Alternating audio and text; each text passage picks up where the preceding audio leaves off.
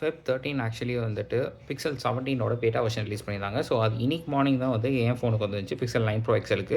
So இந்த அப்டேட்டில் பார்த்தோம் அப்படின்னா ஆண்ட்ராய்ட் 17 எஸ் வந்துருச்சு. பட் ஆனால் என்ன வந்திருக்கு அப்படின்னு கேட்டோம்னா உள்ள ஒன்றுமே இல்லை அப்படின்ற மாதிரி தான் இருக்குது. ஸோ எல்லாமே வந்து பேக் எண்டில் நடக்கிற மாதிரி விஷயங்கள் மட்டும் தான் நிறையா மாறி இருக்கே தவிர ஃப்ரண்ட் எண்டில் வந்து மாறுறதுக்கு அவ்வளோவா எதுவுமே இல்லை. ஸோ அவங்க கொடுத்துருக்கதே பார்த்தோம் அப்படின்னா பெர்ஃபார்மன்ஸ்க்காக ஸோ கார்பேஜ் கலெக்ஷன் வந்து ஜென்ரேஷனல் கார்பேஜ் கலெக்ஷன் அப்படின்ற மெத்தடுக்கு மாற்றிருக்காங்க அப்படின்றாங்க. அண்ட் நோட்டிஃபிகேஷன்ஸ் வந்து நோட்டிஃபிகேஷனோட சைஸை வந்து ரெஸ்ட்ரிக்ட் பண்ணுற மாதிரி போட்டிருக்காங்க.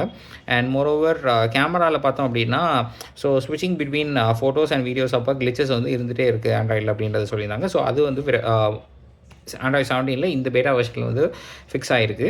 அதுக்கப்புறம் பெரிய ஸ்க்ரீன் சப்போர்ட் இதுதான் வந்து நல்லா இருந்துச்சு. ஸோ சாம்சங் தான் நினைக்கிறேன். சாம்சங்கில் வந்துட்டு நம்ம வந்து டைப் சி போட்டு HDMI கனெக்ட் பண்ணோம் அப்படின்னா பெரிய ஸ்க்ரீன் வரும்போது அதில் நம்ம எக்ஸ்டெண்டட் மானிட்டர் மாதிரி யூஸ் பண்ணலாம். இதே இது வந்து ஆண்ட்ராய்டு இப்போதைக்கு நம்ம மற்ற டிவைசஸ்லாம் யூஸ் பண்ணும்போது ஸோ இதோட ரெப்ளிகா தான் அங்கே வரும். ஸோ இப்போ வந்து அதை எக்ஸ்டெண்ட் பண்ணுற மாதிரி அது சப்போர்ட் வந்திருக்கு. ஸோ அங்கே வந்து நம்ம ஒரு மானிட்டர் மாதிரியே வந்து யூஸ் பண்ணுற மாதிரி இப்போ சப்போர்ட் கொண்டு வந்திருக்காங்க.